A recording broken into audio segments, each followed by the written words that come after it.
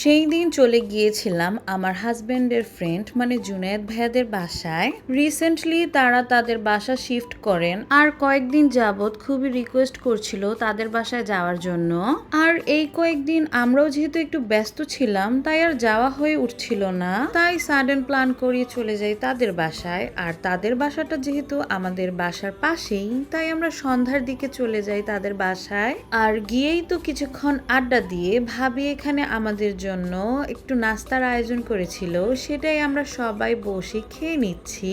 সেই দিনের মুড়ি মাখাটা খুবই মজা হয়েছিল, আর মুড়িটা নাকি ভাইয়া মাখিয়েছিল, তাই সবাই তো খুব মজা করে মুড়ি মাখাটাই খাচ্ছিলাম। তো নাস্তা খাওয়া শেষ হতে ভাবি এখানে আমাদের সবার জন্য চা নিয়ে আসে, আর আমি একটু সবাইকে চা সার্ভ করে এই তো নিয়ে নিলাম আমারটা, কারণ চা ছাড়া আমার একদমই চলে না। তাই তো এই চা নিয়ে আবারও বসে পড়লাম আড্ডায়। আর অলরেডি তখন আরো দুইটা যে ভাবি এসেছিল তারা কিন্তু চলে গিয়েছে, কারণ তাদের কিছু কাজ ছিল।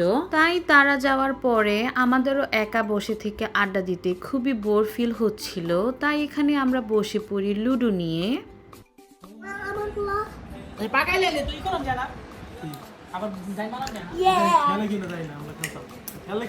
তো thanks for watching, bye bye.